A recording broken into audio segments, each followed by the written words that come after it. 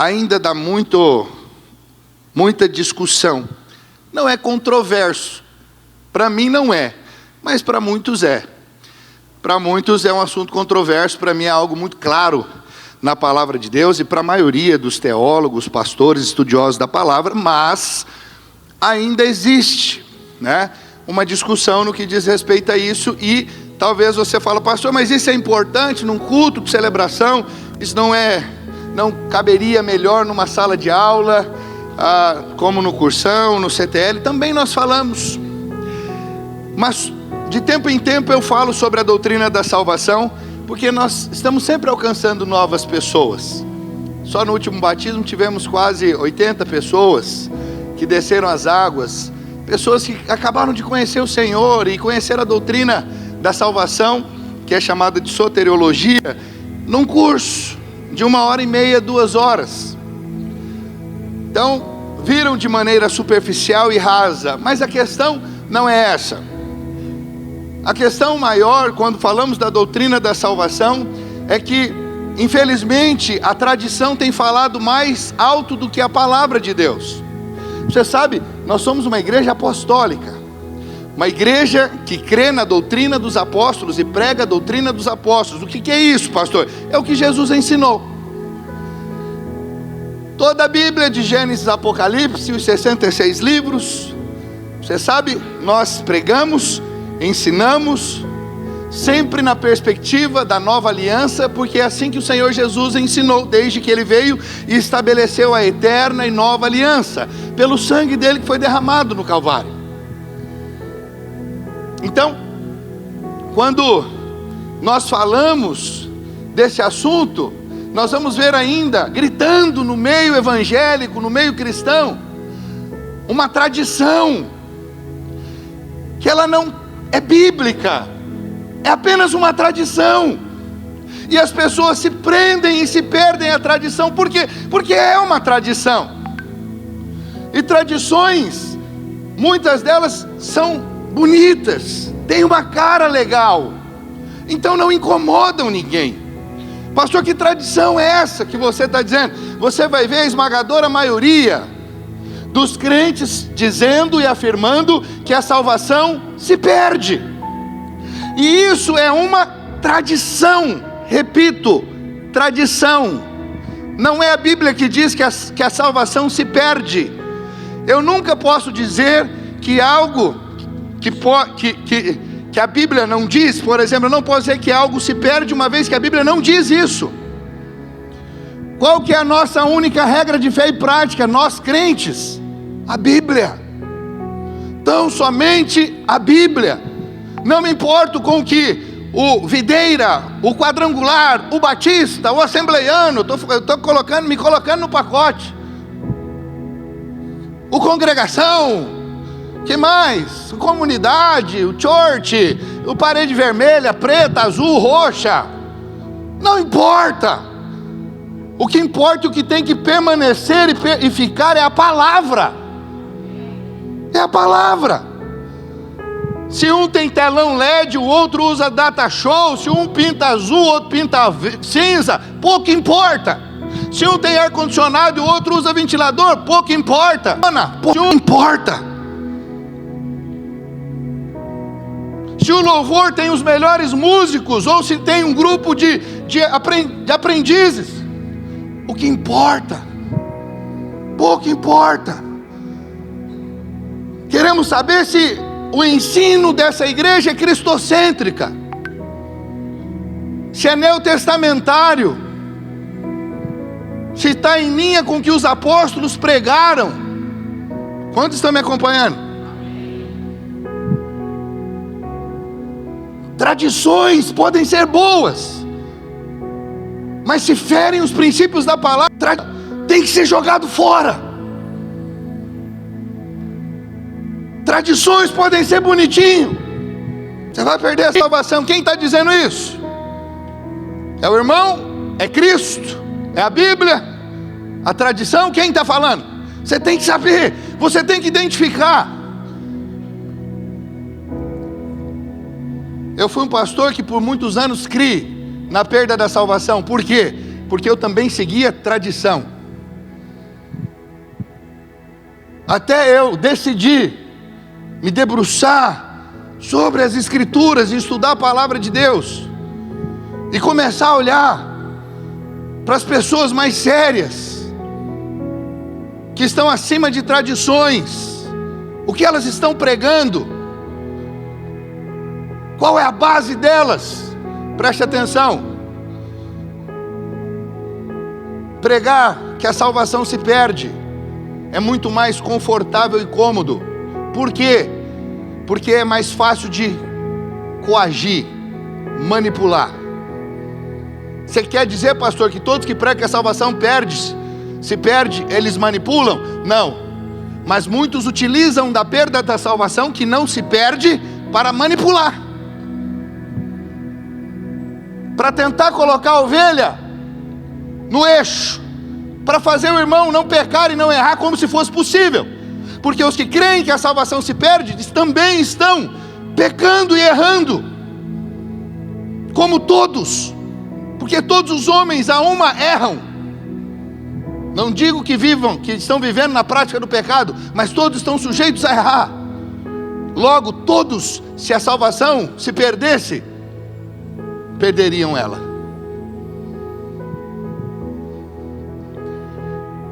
Eu estou só te mostrando, só estou te fazendo uma introdução, mas eu vou te dar base, eu vou te mostrar de uma forma para que fique cristalino, e você não tenha mais dúvida a respeito. A pior coisa é servir um Deus inseguro, é servir tudo que gera insegurança, é ruim. Deixa eu te dizer, Jesus não veio para fazer ali, trazer algumas falas que é assim, ó, talvez. Jesus não veio para falar de talvez, Jesus veio para falar daquilo que é. O Senhor veio para nos dar segurança, e a maior segurança que um crente tem é saber que depois que ele recebeu a salvação, nada e ninguém pode tirar isso dele. Mas ouça, depois que ele recebeu, tudo que você precisa saber é se você recebeu a salvação, se você creu com o coração, confessou com a boca, que é muito mais simples do que você imagina. Talvez tenha aqui gente que pense que a salvação se perde. Eu vou dizer para você, você pensa e nem sabe por que você pensa. Eu vou dizer, você pensa que se perde porque você está seguindo uma tradição, porque você não tem base, e as bases que você tem eu vou te dar aqui hoje, que você pensa que é base, ou seja, é uma tradição, pegando a palavra e distorcendo. Não é a palavra, é a palavra distorcida. Então, se você acha que a sua salvação se perde, se isso te incomoda, como eu costumo dizer, apenas não perca a sua, e deixa quem está crendo certo continuar crendo certo, até você vir a crer certo. Só não perde. Qual é o problema de estar caminhando num local que fala que a salvação não se perde? É só você não perder se você acha que perde. Mas eu vou te dizer, você não consegue manter a sua salvação, porque tudo que vem de Deus, que inicia em Deus, tem que terminar nele. Ele deu a salvação, Ele mantém a salvação. Só Ele pode te Jesus salvo, ninguém mais pode. Se o homem pudesse se manter a salvo, Jesus não precisaria ter morrido na cruz. Acha que você consegue manter a salvação? Tome a salvação e se esforce para não perdê-la, como se fosse possível. Por que que o Jesus não falou isso? Porque não é possível. A fé e é mantida pela graça mediante a fé em Cristo. Os irmãos estão me acompanhando? Então eu quero te dar hoje, eu vou usar os argumentos contrários. Eu não vou fazer as afirmações, embora eu trazendo esses argumentos contrários e mostrando eles quebrados diante da palavra é o bastante, mas eu ainda vou trazer uma palavra com bastante clareza, trazendo só textos afirmando que você é salvo, e uma vez salvo, salvo eternamente. Mas eu quero pegar os argumentos contrários hoje, que são todos que são usados no meio cristão, todos, sem exceção. Tentei organizar da melhor maneira para você compreender. Se eu não conseguir terminar hoje, eu vou terminar em outro culto. Aproveito até dizer para os líderes, como domingo que vem nós não teremos a palavra da célula, por ocasião do documentário, vocês vão discorrer, compartilhar na célula, tanto essa palavra nessa célula e na próxima, que é do documentário, só sobre salvação. E aí os irmãos vão compartilhar, e vão poder se debruçar na Bíblia, e vão poder olhar e falar: meu Deus, olha aqui, estava tão claro. Como que eu pensei diferente todas as vezes? Não, você não pensou, você foi levado a pensar. Tradição. Acredite, querido, tradição fala alto demais. Me lembro da mocinha que cresceu vendo a avó partindo peixe no meio da panela da frigideira. Toda vez que a avó ia fritar o peixe, ela partia no meio. Passou a próxima geração, a neta continuou fazendo a mesma coisa. A filha dela perguntou: mãe, por que você parte o peixe no meio, na frigideira, antes de fritar? Fala: não sei, porque sua avó fazia assim. Daí ela falou, depois ela foi, a avó está viva: mãe, por que a senhora sempre partiu o peixe no meio, na frigideira? Falou: porque para caber na frigideira. O peixe inteiro não cabia. Mas ela nunca se deu o trabalho de querer entender. E assim, está um monte de gente fazendo um monte de coisa na igreja, botando o dedo na cara do outro. Você não pode isso, você pode aquilo outro. Mas por quê? Não, porque falaram, porque o pastor falou. Pastor, quem sou eu para falar alguma coisa? Se a palavra não fala, esquece o que eu falo. Minha opinião não serve. O que serve é a palavra de Deus. Isso é uma coisa que me incomoda, é quando os irmãos vão falar de Bíblia com alguém, aí o camarada põe ele numa saia justa, aí ele fala: mas é assim. Aí ele falou: quem falou? Ele falou: meu pastor. Você tem que se virar. Eu estou aqui para te ensinar, não é para você falar que eu disse simplesmente. Pode falar que eu falei, mas aprenda. Se você só está seguindo vem, pastor, por que é isso aqui? Ficou com dúvida? Pergunta. Meu intuito é inculcar a palavra no seu coração, na sua mente, e você entender o que está sendo falado aqui. Não é simplesmente achar uma palavra bonita, é compreender, porque isso é que vai levar à transformação. Não fazer porque estão fazendo, ir porque estão indo. Não, eu quero ter clareza. Eu preciso ser bereano. Os crentes de Bereia questionaram os apóstolos. Mostra para nós, eu quero entender esse negócio. Tá certo, vocês são apóstolos, mas eu não entendi. Crente bereano. Eu adoro crente bereano. Isso é maravilhoso. Eu aprendi a ser bereano, porque isso é bênção, isso guarda, isso nos leva a andar, sabe, a caminhar na palavra, sem desvios, deixando de lado tradições errôneas, equivocadas. Quantos estão entendendo? Diga amém. Então lembre-se, toda obra que Deus fez e toda a graça que Ele nos deu não podem ser anuladas. Nós podemos dizer ousadamente que uma vez salvos, somos salvos eternamente. Que a graça é uma coisa, que a graça é uma doutrina, graça é uma pessoa, graça é o próprio Cristo. Ele falou, Ele disse que uma vez que você está na... Então por que há esse tipo de afirmação? Porque não conhecem a graça, pastor. Porque nada desse mundo, nada, é sobre a graça, é sobre dom, querido. Tudo que é desse mundo é sobre barganhar. O dia todo nossa mente está ocupada com quanto devemos trabalhar e com quanto receberemos por nosso trabalho. Essa é a vida, mérito é isso. Achamos que para ganhar algo temos nossa vida, nosso tempo, nossa energia. Acredite, nossa vida é uma vida de barganha. E aí, por vivermos dessa maneira, nós pensamos que a graça de Deus e a vida eterna estão... A vida é completamente diferente. Não se conquista, se recebe. Não é por esforço, é pela graça. Ninguém merece. Nós percebemos que a graça é gratuita e que não é uma questão de barganha. Muitos, infelizmente, ainda não foram libertos desse conceito errado de que graça é um empréstimo para nós de Deus, e a qualquer momento Deus vai tomar. Se eu não agir bem, Deus vai pedir de volta a graça que Ele deu. Por isso meu irmão, contramão de tudo que nós estamos acostumados a ver diariamente. Tudo que você vê na TV à sua volta, tudo que você viu durante a sua criação, é diferente de graça.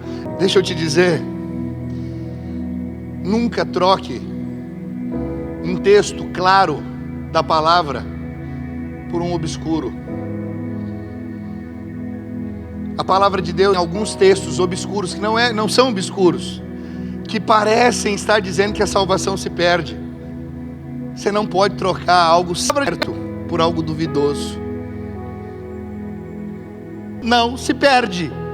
O outro está falando de outro assunto, só que você não contextualizou. Você não fez a análise correta. A hermenêutica está equivocada, quando na verdade está falando de outro assunto, que não é a salvação. Está falando de perecer, mas não é o perecer consciência no inferno, eternamente, é o perecer do físico. Não contextualizem, simplesmente segue tradições, como eu falei. Essas tradições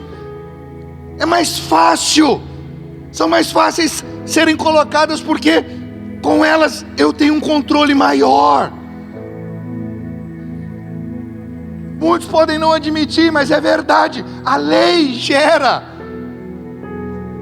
manipulação. Com a lei é fácil manipular. Com a graça não tem como manipular. Porque na lei o homem governa, na graça Cristo governa. Ninguém faz por medo do pastor, ou por medo de qualquer, faz porque é atraído por amor, pelo amor de Cristo.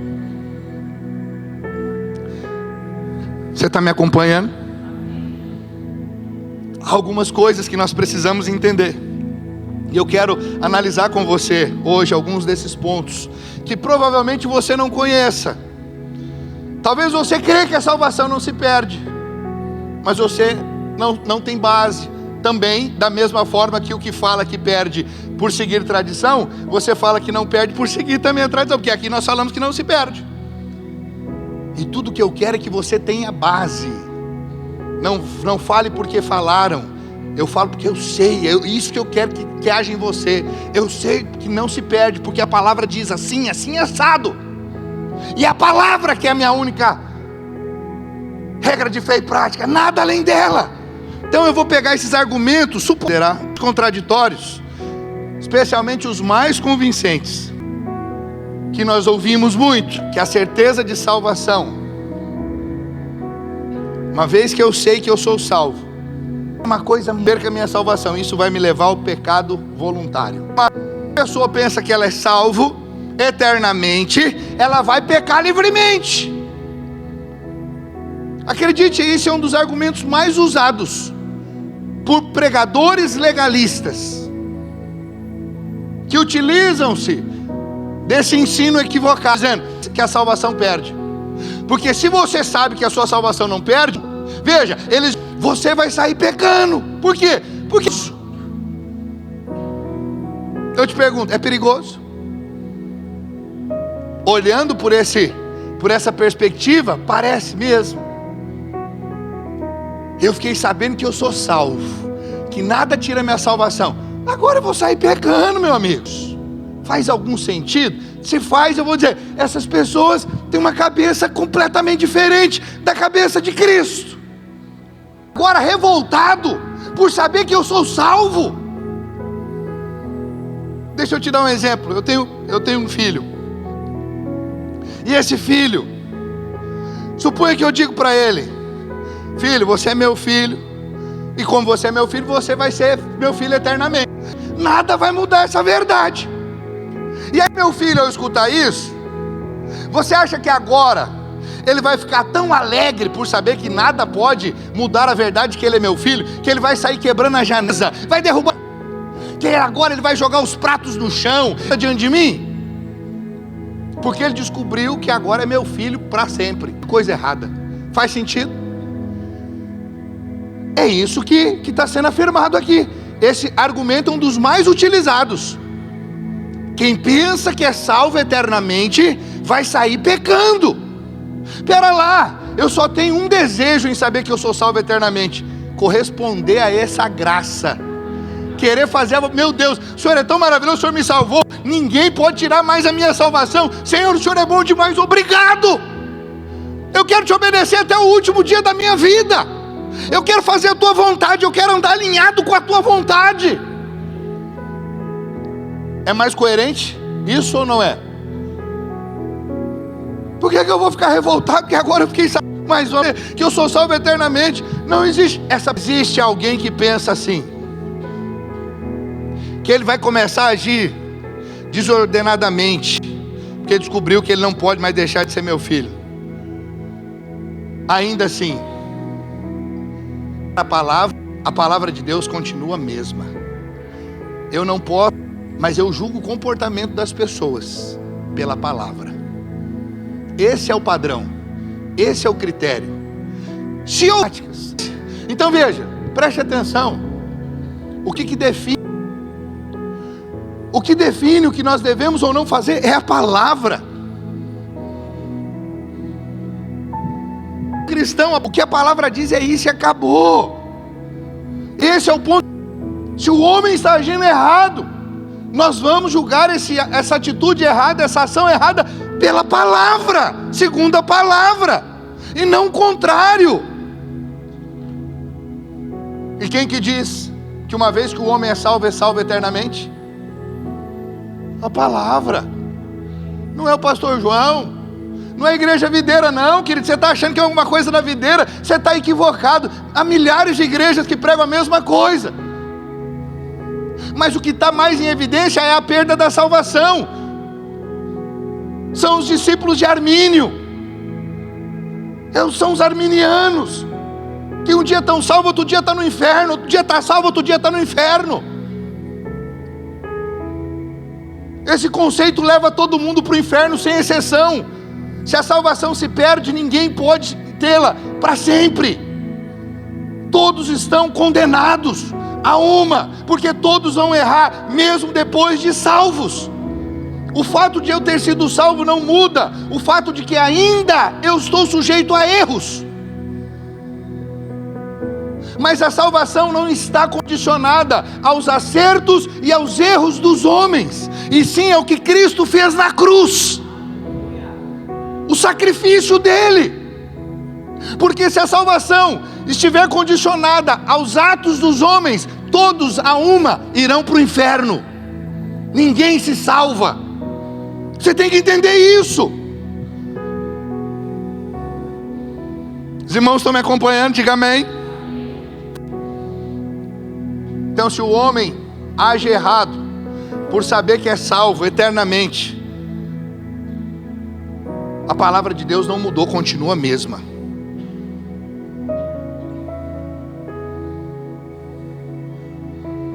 Segundo, ficou claro esse ponto? A oposição à salvação. Eu vou entrar nos textos cabeludos daqui a pouco. A oposição à salvação eterna, ela se dá devido ao desconhecimento a respeito dela, de salvação. Por que alguém se opõe à salvação eterna?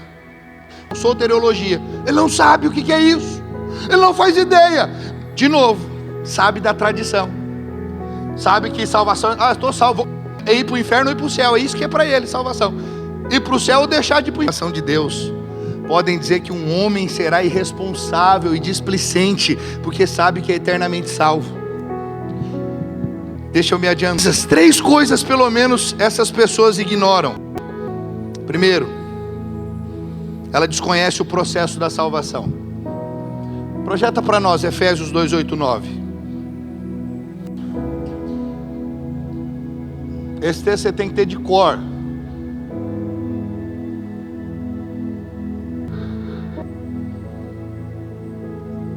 Os irmãos não estão vindo papo profundo lá. Estão curtindo a salvação. Efésios 2, 8, 9. Porque pela graça sois salvos. É dom de Deus. Qual que é o processo? Pela graça significa, só pode ser salvo pela graça. Eu não tenho como conquistar e pagar. A fé é a moeda que Deus cobra. Eu tenho que crer. Simples assim, que Ele entregou o Filho dele para morrer na cruz, para salvar a todo pecador que vir a crer nele. Ninguém vai poder se gloriar.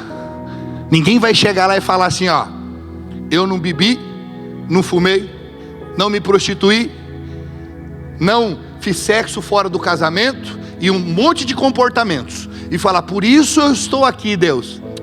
Você está aqui por causa da minha graça e porque você creu. Ninguém está aqui porque se comportou bem, porque ainda que você se comportasse bem, tem outras coisas que você errou e te condenaria. Aliás, todos destituídos estão da glória de Deus. Todos, sem Cristo, todos estão mortos em seus pecados e delitos, diz a palavra. Então esse é o processo. O Senhor não te coagiu, você não foi forçado, mas pela graça você recebeu a salvação. Segundo, essa pessoa que faz esse tipo de afirmação, ela desconhece o conteúdo da salvação. Quem que é o conteúdo da salvação? O próprio Cristo, o Espírito Santo. Você foi salvo e o Senhor enviou o penhor, o Espírito Santo, o Paracletos, até que Ele volte para buscar a sua noiva. Ele foi assunto aos céus, está à destra de Deus, o Espírito Santo, para sinalizar que você é filho, que você é salvo, que ninguém pode tirar isso de você. O próprio Deus habita em você. Esse é o conteúdo da salvação. Não há nada mais rico, mais poderoso e mais precioso. Nele habita o próprio Deus. Você é morada de Deus. Você é tabernáculo de Deus. Hoje, meu irmão, ou você acha que as coisas é na nova aliança? Deus veio para tabernacular com o homem. Agora assim será para sempre. Eu e Cristo, você e Cristo, fomos unidos em um só Espírito com o Senhor para sempre. Por gentileza. Mas aquele que se une ao Senhor é um Espírito com Ele. O Espírito não sabe. A velha aliança, quando o homem pecava, o Espírito podia não estar nele. Mas hoje, quando ele peca com o Espírito Santo habitando nele. Você faz o Espírito Santo ver essa vergonha. Você está entendendo? Mas gosto de falar graça, graça.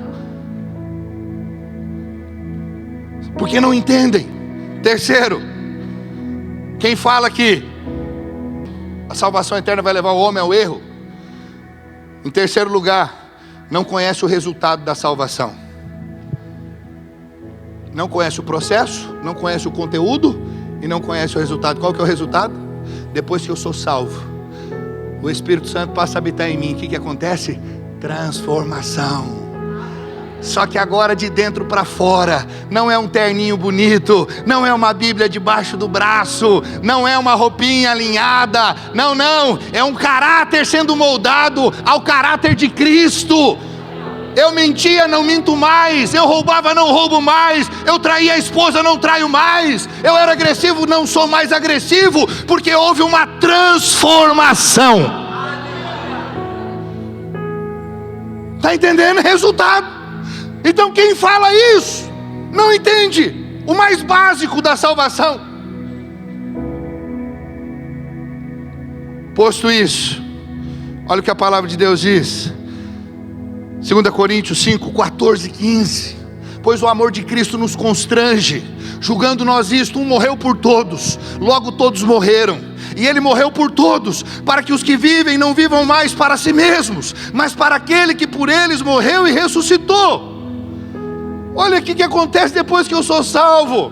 Eu não sou irresponsável, eu não sou negligente, mas eu quero andar alinhadinho. Sabe por quê? Porque o processo está acontecendo, a transformação está acontecendo. O velho homem morreu, eis que tudo se fez novo. Agora é nova criatura. Percebe? Por isso eu digo, Quem está preocupado com isso deveria estar preocupado é com outras coisas, e não se a salvação está se perdendo ou não, uma vez que a palavra deixa claro que a salvação não se perde. O amor de Cristo te constrange, querido, a viver na presença dele. Por isso eu digo assim, ó, tudo que você precisa saber é se você foi salvo. Porque se você foi salvo, eu vou dizer, é impossível não haver mudança. 2 Pedro capítulo 3, verso 13 diz: nós, porém, segundo a sua promessa, pois amados, esperando estas coisas, empenhai-vos por seres achados por ele em paz, sem mácula e irrepreensíveis. Para os irmãos lerem também junto comigo, 2 Pedro 3,13. Acredite, querido, você uma vez salvo, não, você quer viver nós crentes, nós somos Deus passou a habitar em nós, simplesmente porque houve salvação. Ah, pastor, não está tendo mudança. Então vai ter mudanças, serão vistas os sinais de Deus. Agora, antes de trazer os textos mais, vou dizer pesado, espinhosos, mas são bem tranquilos, mas são os textos usados, eu quero que você entenda mais entre os fatos. Primeiro, a palavra de Deus para você entra em conflito consigo mesma. As suas ovelhas jamais perecerão. Em outro lugar ele diz que essas ovelhas podem perecer. Não existe. Ok? Segurança. Nada melhor. Nosso Deus é um Deus de segurança, querido. Não é essa bagunça. Você está achando que o nosso Deus é o Supremo Tribunal Federal, essa bagunça aí? O Senhor, Ele coloca os parâmetros, Ele estabelece todas as coisas. É assim e nada vai mudar. É assim e acabou. Eu estabeleci. Eu não sou menino para voltar atrás. Deus não tem para mentir, nem filho do homem para se arrepender. O que Ele falou permanece com todo amor e carinho. Esses camaradas aí, coach, escrevendo livro, a Bíblia que você não leu, os caras são fera, os caras fazem milhões por dia vendendo curso. Não caia nessas bobagens. Esses caras, a Bíblia que você não leu. E esse livro é um desserviço para o cristianismo. Por quê? Porque ele vem dizer que a palavra de Deus, predições, acredite, não tem. Você só vai ouvir isso de gente que não é séria. Todo homem de Deus sério, todo grande teólogo, estudioso sério, fica com ela. Ela se harmoniza. Escrito 100 anos. Muitos autores diferentes. Cada um no seu contexto, nem ela está registrado, tudo se harmoniza, não há uma contradição, não tem contradição. Segundo, a palavra de Deus mostra tanto os genuinamente salvos, como os falsos salvos, e aqueles que não são salvos, são supostamente salvos. É usado até hoje como base para dizer que a salvação se perde. Como é que perde algo que não ganha? Você só perde o que você tem. Você não pode perder o que você não tem. Mas não tinha só Judas, não. Há muitos outros que não eram filhos. Mas isso, quando estava se batizando, quando estava batizando as pessoas, havia uma pessoa chamada Simão, que podia não ter sido salva. Paulo também encontrou muitos falsos irmãos. O apóstolo João disse que muitos haviam saído do meio deles e provado não ser deles. Então a Bíblia, ela registra tanto os genuinamente salvos, como os que são nominalmente salvos. Então nós precisamos diferenciar claramente entre esses tipos de pessoas. E aí os problemas são resolvidos. Mas se você me exclusão. E terceiro, muitos trechos da Bíblia falam da disciplina dos cristãos nesta era e não da perdição eterna. Então, a maioria dos textos que você acha que está afirmando a perda de salvação, está falando. E aí você precisa saber que é completamente diferente. Reino de salvação, vida eterna de recompensa. Os alunos do cursão, agora nós vamos entrar, estamos para entrar já no reino, na visão dos vencedores e na volta de Jesus. e o arrebatamento da igreja. Vamos ter basicamente 4 quintas-feiras só falando sobre isso. Então guarde no seu coração algo, entenda algo.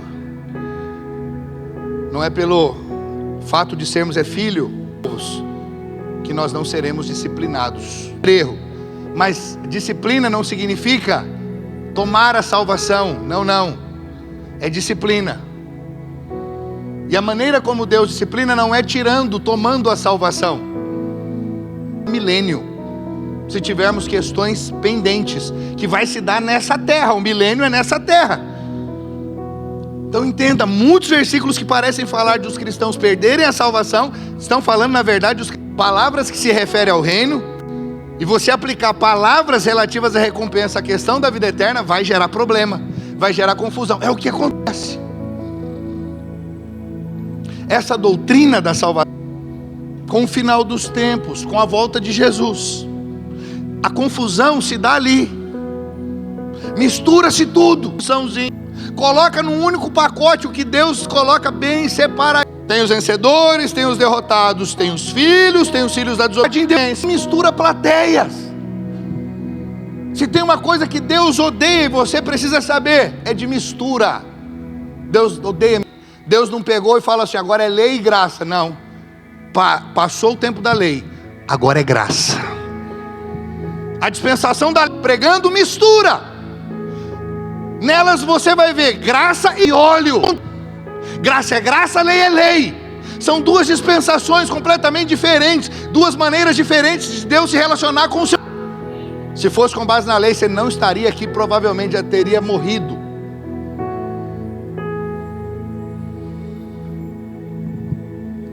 Os irmãos me acompanham? Então vamos entrar no primeiro texto bíblico. Primeiro texto, talvez não, o único no Velho Testamento utilizado para afirmar que a salvação se perde. Ezequiel capítulo 18, verso 24 e 26. Vamos ler? Mas, desviando-se o justo da sua justiça e cometendo iniquidade, fazendo segundo todas as abominações que faz o perverso, acaso viverá? De todos os atos de justiça que tiver praticado não se fará memória. Na sua transgressão com que transgrediu e no seu pecado que cometeu, neles morrerá. Desviando-se o justo da sua justiça e cometendo iniquidade, morrerá por causa dela. Na iniquidade que cometeu, morrerá. Preste atenção aqui. Esses 2 versículos são os principais do Antigo Testamento sobre esse assunto. Nenhum no Antigo Testamento é tão importante como esses, que são os mais frequentemente citados. Ezequiel 18, preste atenção, jamais fala de salvação. Nenhum momento está sendo abordado aqui salvação. Estou falando aqui, salvação da alma, do espírito, não, nada disso. Quando você olha para o que vem antes, o que precede essa passagem, são coisas relacionadas com o governo de Deus. O governo de Deus, ali no seu plano, refere-se a como Deus trabalha, administra e arranja tudo para o homem. Que homem? Os israelitas, o povo ali, no Antigo Testamento. Então se você não entende a diferença entre Deus, e o governo de Deus, você está misturando o tribunal. Você está confundindo a palavra que o pai fala aos servos com a palavra falada aos filhos. Você está confundindo a atitude que um homem tem em relação a seus empregados com a atitude que ele tem em relação a sua esposa e filhos. Governo não é o mesmo que salvação. Ezequiel 18, que na terra não nos mostra a salvação. O assunto aqui é como os israelitas, vida eterna. Ele fala terra. É isso que ele está tratando, da perdição da alma. Em vez disso, está nos mostrando que se um homem não guardar o mandamento de Deus, vai morrer fisicamente cedo. Está me acompanhando?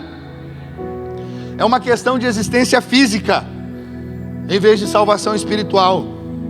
O que o texto traz antes dos dentes? É aquela passagem que se o pai... Não, cada um vai responder pelo que fez. Se o pai comeu uvas verdes, é o dente dele que vai embotar. O filho não tem nada a ver com isso aqui. Ezequiel, a história está sendo tratado. Se um pai se rebela contra a palavra de Deus e peca, ele é o ídolo da terra prometida e não o filho dele. É isso, é só você pegar o texto e você ler. É isso que o Senhor está tratando aqui. Morte física era a aplicação da pena. Morte espiritual. Escute, meu irmão, se um homem peca, seus dias na terra serão encurtados por Deus. É isso que ele está dizendo aqui. Pode viver na terra por meio da bênção de Jeová. E esse se tornou injusto. Esse homem vai morrer. Toda a justiça que ele fez anterior não vai ser lembrada.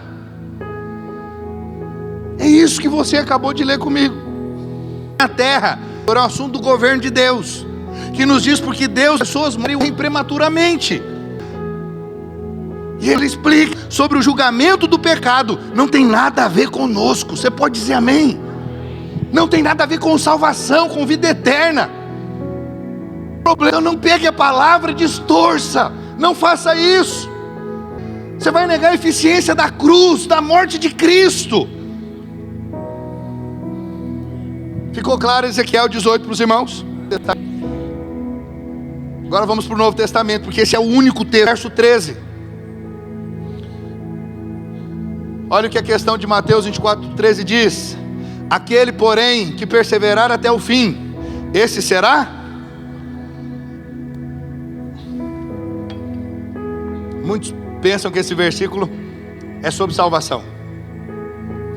Alguns diriam que, como perdi minha paciência ontem e não perseverei, agora não sou mais salvo. Preste atenção, irmãos. Olha que maravilhoso. É que os irmãos não são sinceros. Quem fala que a salvação perde, usa essa base. Tem que usar. Mas ele todo dia está indo para o inferno e ele não percebe por esse próprio texto. Que todo deslize que ele dá, ele está no inferno. Perdeu a paciência, está no inferno. Foi jogar a bola, chutou a canela do outro, quis sair na porrada, foi para o inferno. Tudo que você faz, você pensou coisa errada, olhou para uma mulher com um olhar impuro, como o Senhor Jesus diz, foi para o inferno. Viu uma coisa imprópria na televisão, foi para o inferno. As pessoas não percebem, elas não são sinceras, elas se apoiam em algo que não existe, algo que não faz sentido. Elas acham que Deus colocaria um peso desse tamanho sobre elas. Deus não vai colocar sobre você o que você não pode suportar. Se isso aqui fosse base para salvação, nenhum seria salvo.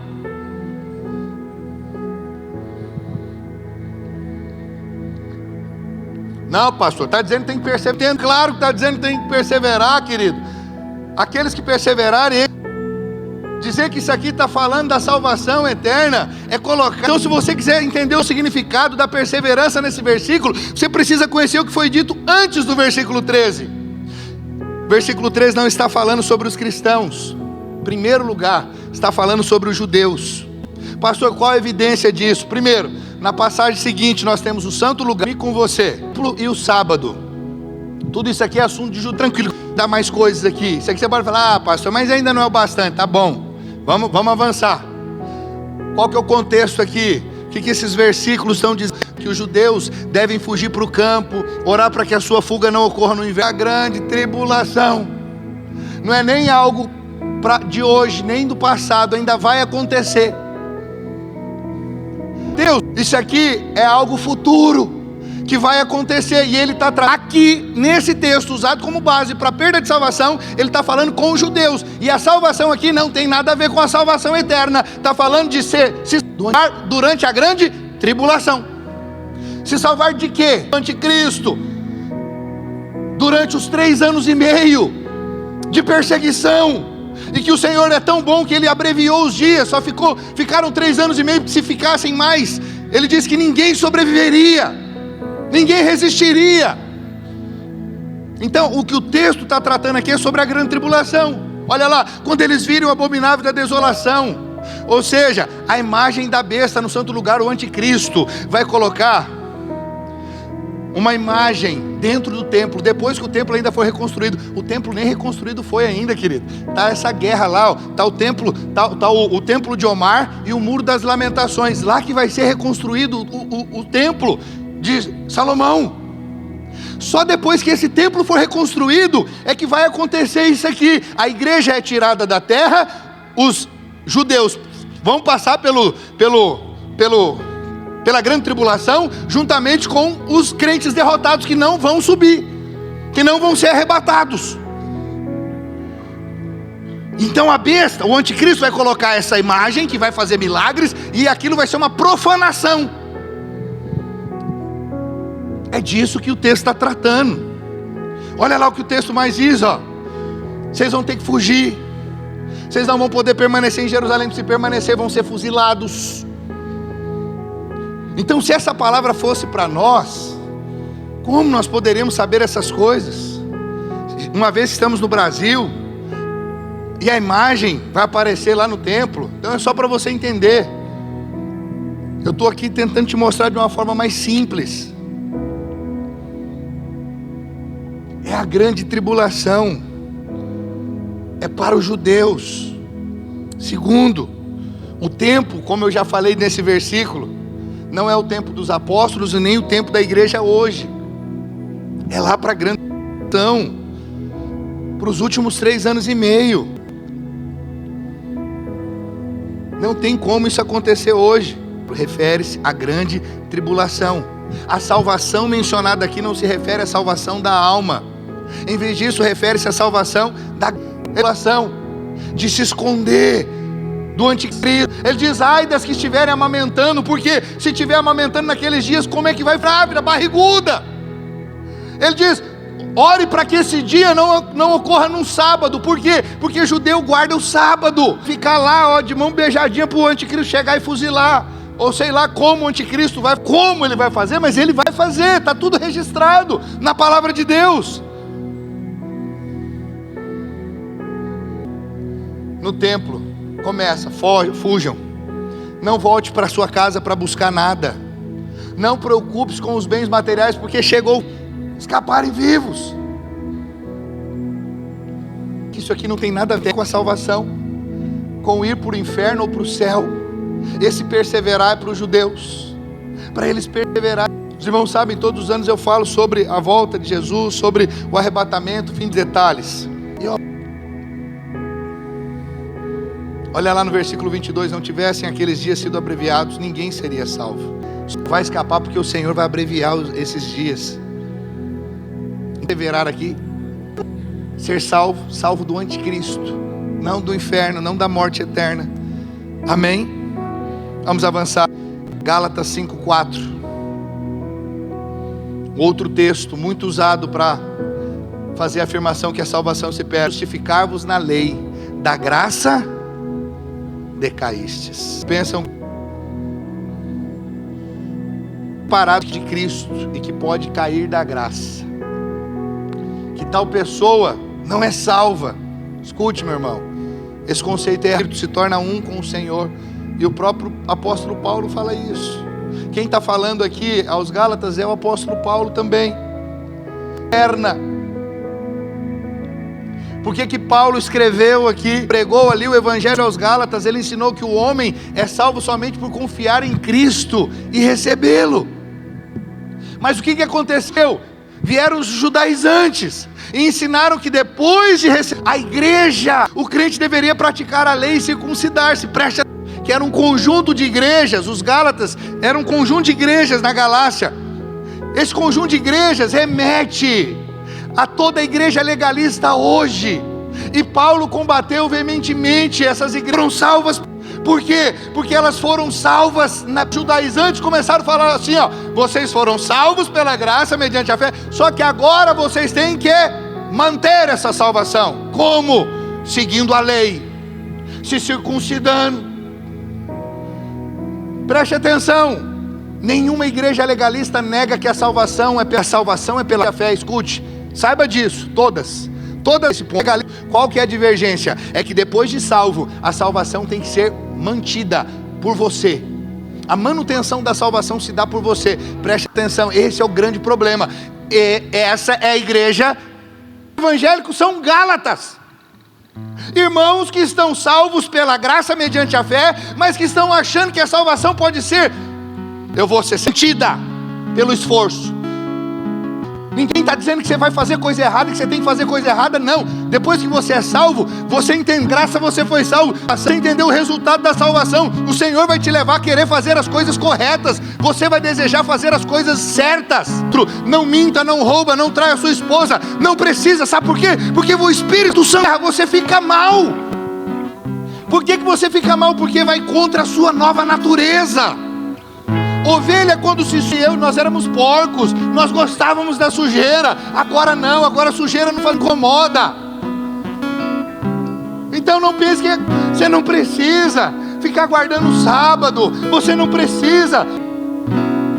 Deus não é atraído e Deus não vai te abençoar pelo que você faz. É só pelo que Ele fez lá na cruz. Vai dar problema. Nós não conseguimos corresponder ao amor de Deus. Esse é o pano de fundo. Vocês foram salvos pela graça. Agora vocês estão decaindo da graça, querendo agradar o Senhor. Para com isso. Não é assim que o Senhor Jesus ensinou. Paulo está dizendo que se você guardar a circuncisão, Cristo não será de nenhum benefício para você. Em outras palavras, para que Jesus morreu na cruz? Para que Jesus se sacrificou se você pode pagar o preço? Você acha que Jesus... Com toda essa, Pai, eu acho que eu calculei errado. Nós calculamos errado, Pai. Espírito Santo, acho que Ele ia dar conta de vencer o pecado. Ele ia conseguir vencer a tentação sozinho. Eu morri. Que aconteceu isso? Você acha que Deus errou? Sabe por que Ele é eterno? Ou é a minha morte na cruz e o homem condenado eternamente? O Senhor não se equivocou. Então nós não podemos tornar a morte de Cristo vã. Quando que eu decaio da graça? Quando eu faço algo achando que é necessário. O sacrifício de Jesus já fez. O sistema da lei é conservado. Cristo está sendo negado. Não tem esse negócio, eu vou guardar um pouquinho da lei e então pedir que Jesus a todo homem. O resto, não existe. Verso 3. Ou seja, 613 mandamentos. Quem guarda? Ninguém. Verso 4, de Cristo vos desligastes, vós que... Então o que é desligar-vos na lei? Da graça decaíste, isto de nada vos aproveitará. É isso que Paulo está dizendo. É como se Jesus não fosse expresso em você, a morte dele não valesse de nada. Se você guarda a lei, acredite, querido, Cristo será reduzido a nada em você. Então aqui não é uma questão de receber salvação. Salva a graça, mediante a fé. Continue perseverando nessa graça. Eu tenho que subir uma escada, 5 quilômetros agora com uma cruz na costa. Agora eu tenho que pagar todo o meu salário do mês como sacrifício para desprezar o sacrifício de Jesus. O que Ele fez é o bastante. Agora viva na presença de Deus em santidade, guiado pelo Espírito de Deus que habita em você.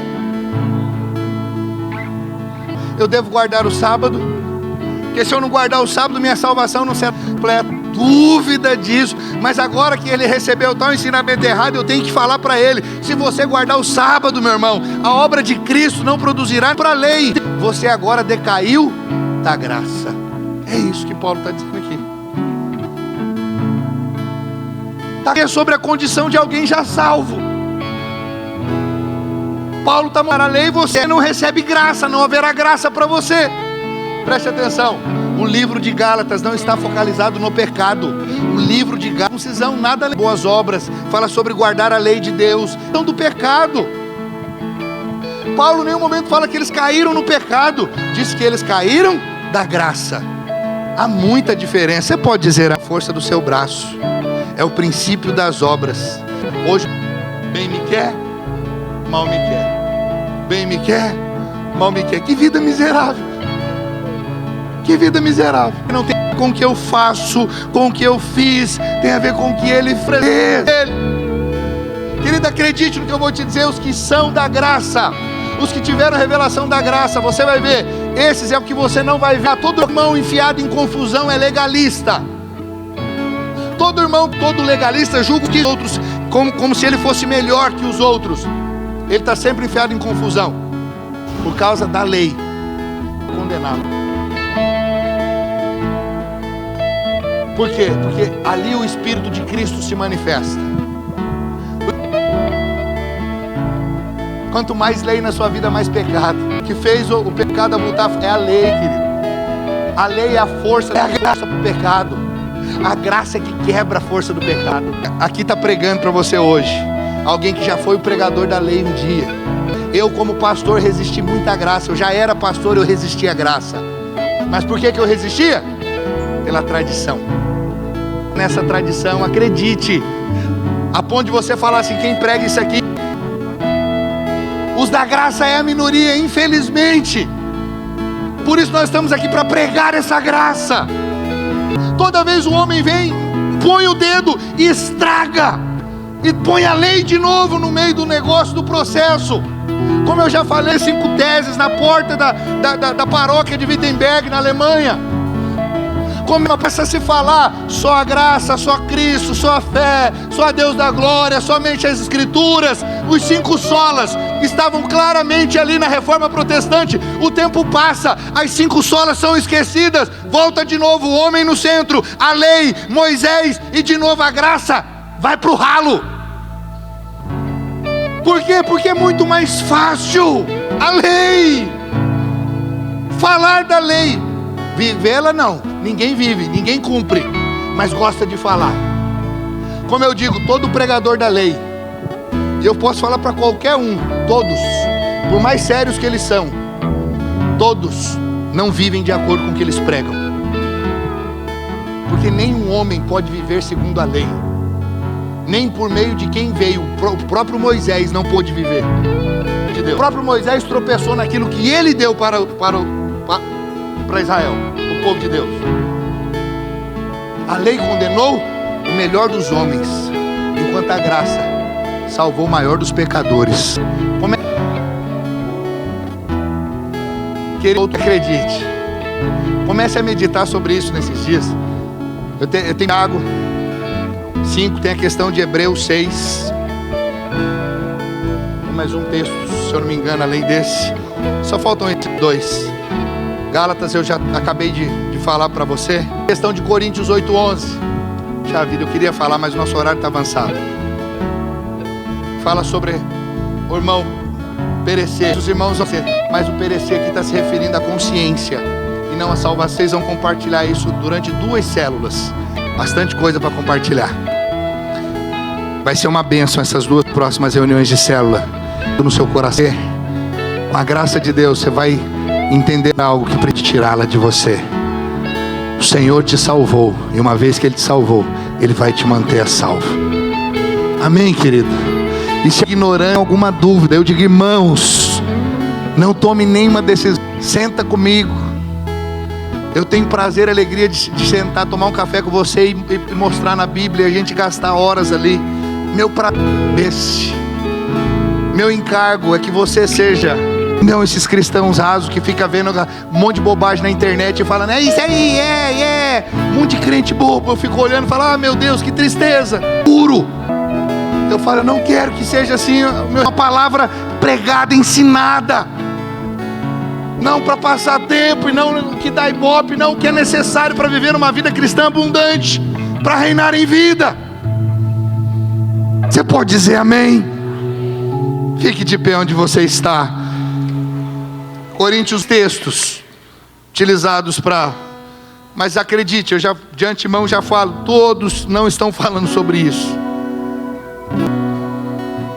Tiago está falando sobre a questão ali do testemunho, mas que não pode ser posta uma vez que ela já foi colocada, que é a nossa, da nossa fé, a salvação, batismo, dia de salvação eterna, de vida eterna. E eu vou te dizer, não é interpretação do pastor João, não, isso aqui é preso a vida deles a tradições. Todos, alma só, entendem isso aqui e pregam isso aqui. Para afirmar que a salvação se perde, eles vão só usar o texto ali, porque não tem como explicar, não há base, não tem como sustentar esses versículos. Se for aí para você, amém, querido? eu vou gastar a respeito da sua e da minha salvação. E acredite, é muita coisa, é muita afirmação. O Senhor quer que você caminhe em segurança. Pode ter ex-ladrão, pode ter ex-prostituta, uma vez filho, filho para sempre. Depois que você nasceu do Espírito, da água e do Espírito, você é filho de Deus, e ninguém pode tirar isso de você. Jesus falou isso para Nicodemos. Quando Nicodemos falou: como assim eu vou voltar para o ventre da minha mãe e tenho que voltar e nascer de novo? Nascido da carne é carne, mas o que é nascido do Espírito é Espírito. Você nasceu do seu pai e da sua mãe, você é filho deles para sempre. Mas depois que você nasce do Espírito, você é filho de Deus também eternamente. As coisas velhas passam, eis que tudo se faz. Ele que vai morar em nova criatura você é. Você agora é cidadão do céu. E a única coisa que essa verdade vai produzir na sua vida é você que corresponder ao amor de Deus e andar da presença de Deus.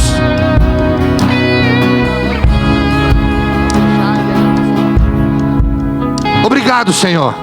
O Senhor é maravilhoso. Ó Deus, em Ti, ó Pai, nós recebemos, o Teu Santo Espírito habita em nós. Uma vez que fomos salvos, o Senhor passou a fazer morada em nós. E agora nada e ninguém pode mudar isso, ó Deus. Somos amados. Senhor, se existem irmãos do nosso meio que ainda não tem essa convicção, essa clareza, traz, Deus, luz, traz clareza. Meu Deus, não tem nada pior do que servir ao Senhor achando que com a certeza eu vou morar eternamente nas regiões celestiais com o Senhor. Meu Deus, eu tenho essa certeza em vão. Mas me alcançou. O sangue do Senhor Jesus foi derramado sobre mim, sobre meus irmãos. Fomos lavados e afastar do Teu amor. Nada, porque o Senhor nos aprovou. Que essa salvação, ó Pai, seja o motivo dos meus irmãos todos os dias celebrarem, se alegrarem, porque são. Aleluia.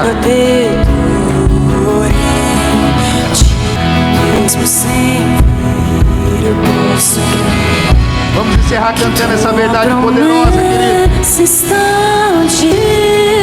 Senhor prometeu, vai se cumprir. Nada pode. Quem sou eu para questionar o Deus fiel de pé?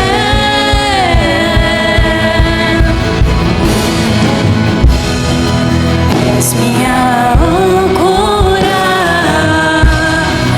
a minha esperança, em que minha fé firma está. Eu não temerei, eu não temerei. Minha esperança, em que minha fé firma está. Eu não temerei, eu não temerei, eu não temerei.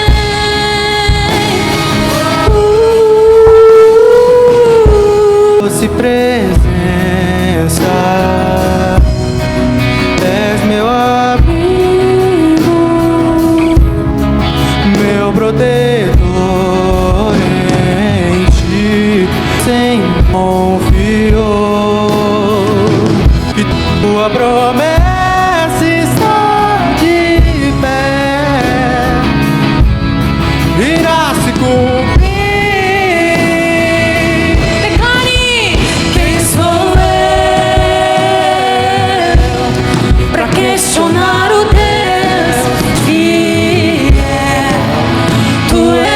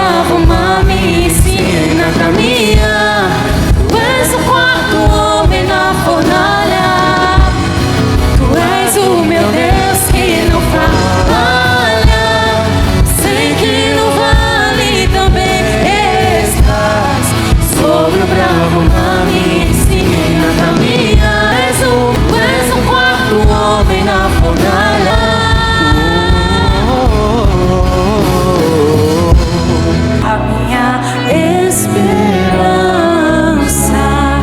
temerei, não temerei mais uma vez, pois minha âncora, em que minha fé firmada está, eu não temerei, não temerei. Dizemos, ó Deus, obrigado, Senhor, na tábua de cada coração aqui presente.